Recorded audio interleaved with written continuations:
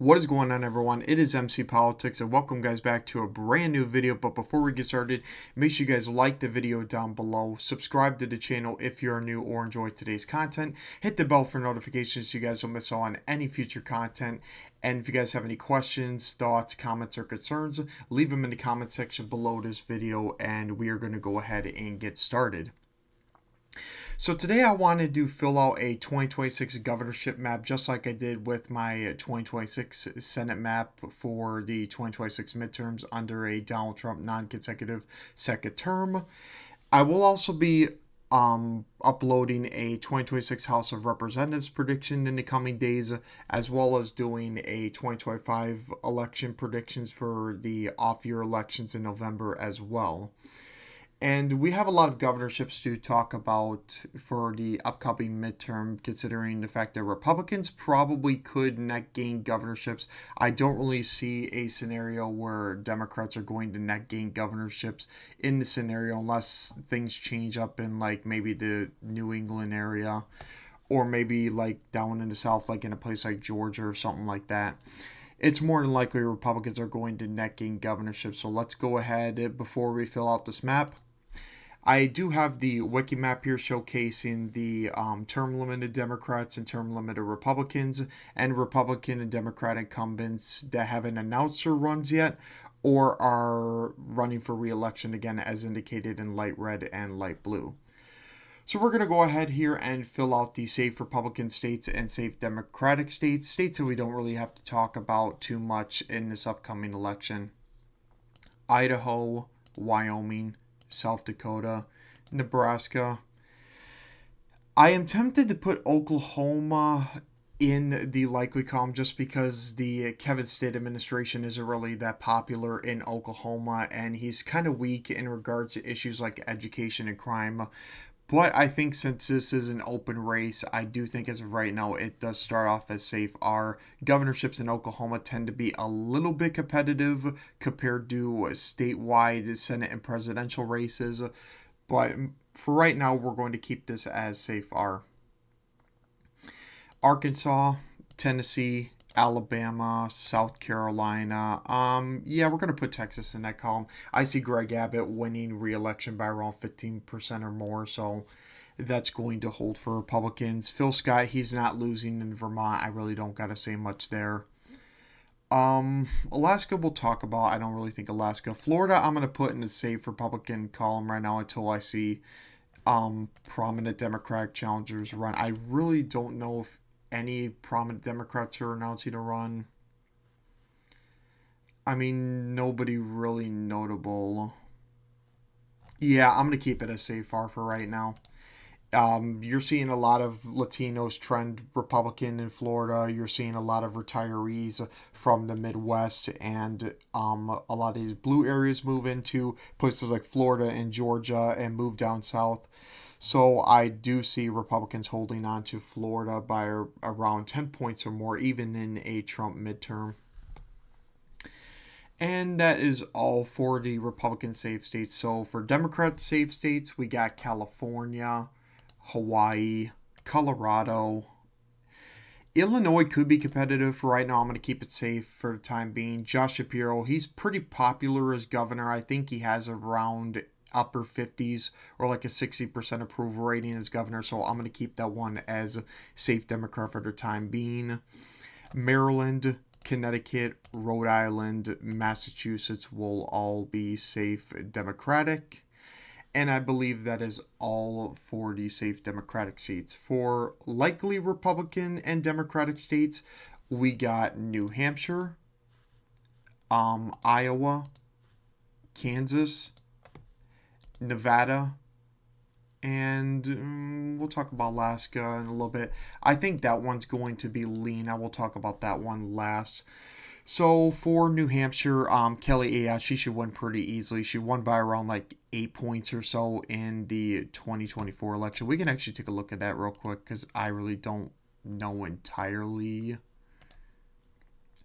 She won by around like 8 to 9 points. Yeah, she's going to hold on pretty comfortably. I really don't see too many Democrats contesting the governorship in New Hampshire. Governorships tend to be more Republican than Senate races in New Hampshire. New Hampshire's more of like a libertarian state where it's like right wing on economics but left wing on social issues, and economics plays into a large factor to New Hampshire's governorship election. So I do think Kelly Ayotte will win re-election by around like 7 to 10 points. So likely are there. In Iowa, Kim Reynolds isn't really that popular as a governor in Iowa, but I think she will hold by around a little bit under 10 points, less than her 2022 performance, but overall she should have no problem winning her race there. Kansas, this is an open seat after the current Democratic incumbent governor is term limited, cannot run for re-election again. I think if maybe her Laura Kelly's lieutenant governor runs for this seat, maybe it could be competitive. For right now, I'm going to keep it as likely are. Over in Nevada, you got incumbent Republican Joe Lombardo running for re-election again. I don't really see why he wouldn't win by an absolute insane margin. Republican governors in Nevada tend to overperform expectations. I would not be surprised if this was safe far at the end of the day. For right now, I'm going to keep it likely are. He's probably going to flip Clark County. He's probably going to flip Washoe. Do very well in the rural areas. Overall, I think he's going to win almost every county in the state as of right now. Yeah, I really don't see any Democrats are going to really contest Nevada as of right now. Alaska, the only reason I'm putting this one is lean R for right now, and if this doesn't come true, I will change this eventually, but Mary Patola is rumored to be potentially running for governor in Alaska, who is the former House of Representatives candidate who won in 2022, defeating Sarah Palin, but lost to Nick Begich in 2024. So she either probably runs for her House seat again, or ends up running for Senate or governor in the state of Alaska. So we're going to have to keep an eye on what happens there. For right now, I'm going to keep it lean R until I see otherwise. Moving into some Democratic likely states, we're going to put Minnesota in this column, Maine, New Mexico, and Oregon. For Maine, I do think that Jared Golden is going to run for governor. He has hinted at it potentially. If he does, he probably could get it to safety at that point in time because he is a pretty moderate representative representing Maine's 2nd district. So he probably is going to win by a lot if he runs. I really don't see any Republican challengers challenging him there. And Maine is a pretty liberal state anyway, so it's probably, but it is an independent state too. It has elected people like Angus Keene and Susan Collins into both of their Senate seats there, but governorships tend to be a lot different from Senate races, even though Maine should technically have 2 Democratic senators right now. Jared Golden fits the state's politics pretty well, so I definitely do think he's going to win by a pretty comfortable margin there. In Minnesota, Tim Walz could run for re-election again. I don't know if he is as of right now. Oh, he's expressed interest. He's probably going to run. We'll see what happens in around the summertime. If he doesn't, this one probably could be downgraded a little bit depending on the candidate who runs. I think, though, that Tim Walz is probably going to win by around 6 to 8 points in Minnesota. He should have no problem winning. In New Mexico, I believe that one is an open race. Democrats should win that pretty comfortably. It's going to be a lot closer just because of Latino trends that happened in the 2024 election. They could potentially carry over in the midterms, even though maybe minority turnout might not be the highest in 2026. It could be a little bit closer than some people expect it to be. So for right now, I'll keep it as likely D. Over in Oregon, Tina Kotek, she's not exactly a popular governor in Oregon, but I don't really know if she has like really anything listed on there as far as challengers go. Yeah.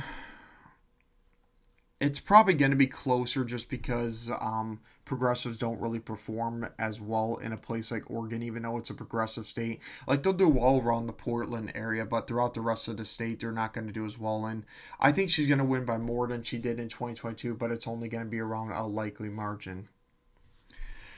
So moving into some Republican leaning states, we're going to go ahead and put Georgia into this column. Ohio will probably go into this column as well.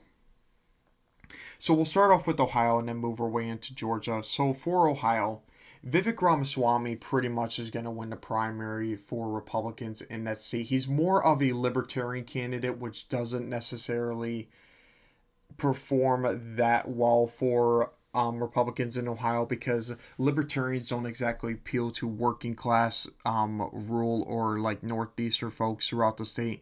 Like, I think that the northeastern area is probably going to vote a little bit more Democratic with him on the ballot. The rural areas aren't going to be as red. It probably will be like a 4 or 5 point win for Ramaswamy. But you also have some potential Democratic challengers like Sherrod Brown, Amy Action, and Tim Ryan potentially running for the seat. So we're going to have to see what happens there. Over in Georgia, again, like I said in the last video, the higher propensity voter base is Republicans in the state. And there's a potential that Stacey Abrams could run again, and she's going to either run against Chris Carr or Burt Jones, because they are the two challengers that are running for that governorship. If she doesn't run, I still think maybe it's probably going to be like tilt R maybe. Like, maybe Democrats could get it a little bit competitive and potentially win it. But it all depends on the Atlanta turnout, which is not as strong in midterm elections as it is in presidential elections. And Republicans do have a lot to gain throughout southern Georgia, too, to offset some of these Atlanta trends for the time being. It's going to become a blue state eventually. But I think as of right now, Republicans should be in good shape in that governorship heading into 2026 midterms. Now moving into some leaning Democratic seats, we're going to put Michigan in this column, and we're going to put New York in this column. Now, we'll move into New York in a second. For Michigan, Mike Duggan is running as an independent in the state, I believe. Where is he? Yeah, the mayor of Detroit. He's probably going to do pretty well with some of the base throughout the Detroit area. He'll probably do well with the minority voters, maybe some working class voters throughout the state. He's a very, very, very good governor or mayor, excuse me. I don't know why I said that. It's a little late in the night. But he has been a very good mayor of Detroit as far as crime has gone. So he does have that factor going for him. He does do well with, again, like I said, working class and minority voters. So he's probably going to take away a good chunk of the vote. Maybe he could get the double digits, but it's definitely going to be 5% or more if he does take away votes away from both sides, which he's probably going to. Jocelyn Benson is probably going to be the nominee. Garland Gilchrist, this is actually very interesting because he has just announced his run for this, so it could be competitive a little bit though, but I still think Benson is going to be the nominee as of right now. I don't think we've had any polling. Honestly, yeah, she's probably going to be the nominee as of right now. And then Chris Swanson, I think if he does endorse Jocelyn Benson, she might be able to do well throughout some of the working class areas in the state. And then for Republican candidates, yeah, they don't really have nobody except Mike Cox. That one might be an interesting one. John James has also hinted he might run for governor as well. Tudor Dixon, that one would be a disaster if she ran. Perry Johnson would be probably a little bit interesting. And then I do not know like any of these other candidates. I really don't think they have much of a shot. With all that being said, I think Republicans can win that if Duggan is taking enough of the vote away from Democrats. As of right now, I'm going to put it as leaning Democrat just because Benson will be a strong candidate heading into this open governorship. In New York, this one could potentially be a Republican flip, especially if Mike Lawler runs for this governorship. Kathy Hochul doesn't exactly have the greatest approval rating. She has only a +1 approval rating in New York City. Throughout the state, she is way less approved than Donald Trump is in the state of New York. I think 60% or more of like voters think that the economy and the state is on the wrong track. And then you got the situation with congestion pricing, which is not popular throughout the state of New York, and it's definitely not popular in New York City as much as Democrats thought it would be. I think the last poll showed it had a -13 disapproval for congestion pricing, which I will talk about congestion pricing, excuse me, in a future video, but um focusing on New York a little bit more. Lee Zeldin did get it close last time. I think he lost it by only around 7 points, which is the best performance for a Republican since I believe like 2002, when a Republicans last won the governorship in New York. Overall, I think this is going to be one to watch.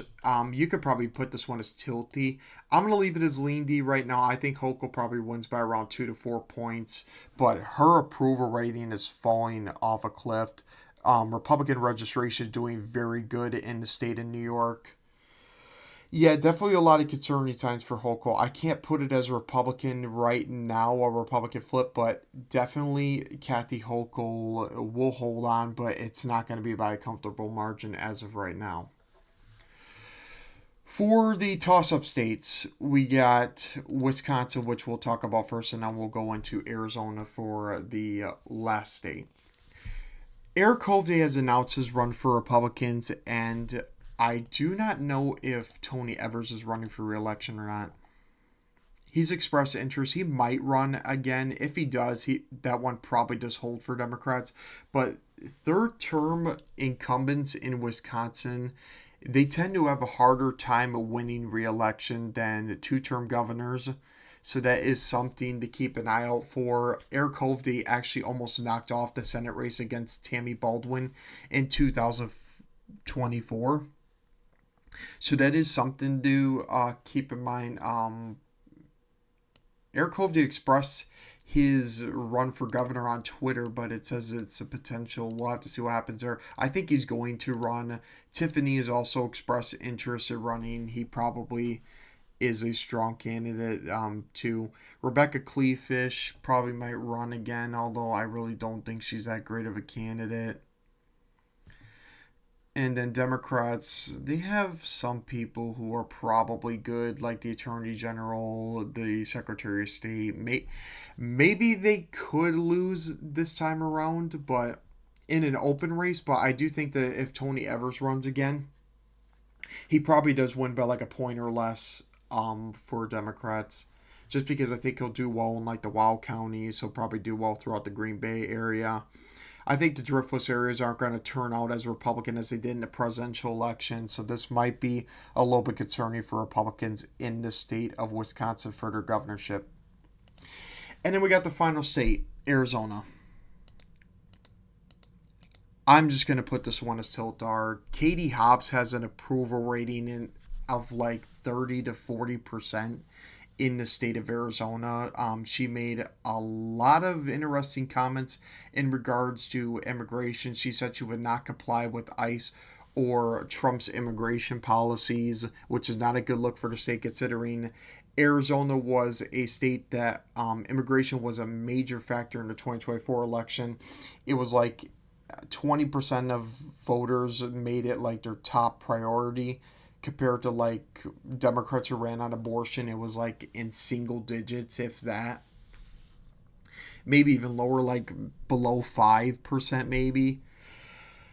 Overall, the candidates that are running are Karen Taylor Robson, Kimberly might run, and then Andy Biggs. I think Andy Biggs and KTR are the only ones that have announced. Both can win. Both have the polls have shown in both matchups that both would end up winning.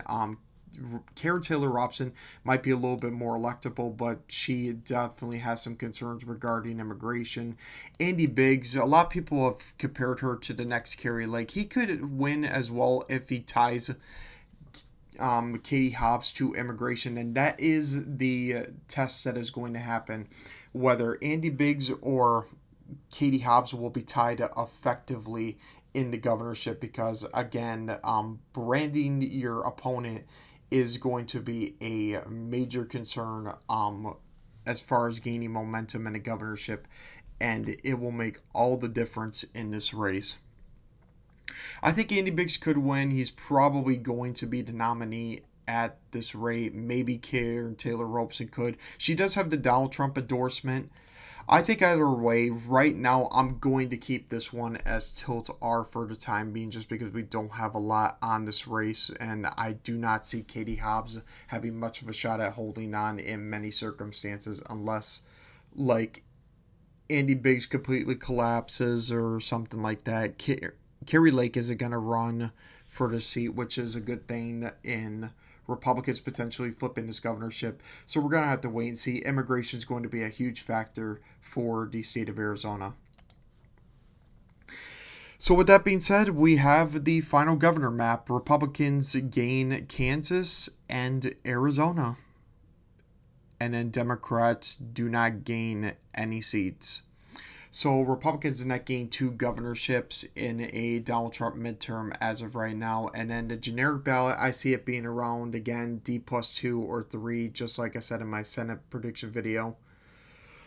We're going to have to wait and see if that changes. Trump's popularity is going to make a huge difference for this governorship race. A lot of local issues and political issues throughout many states are going to be a major factor.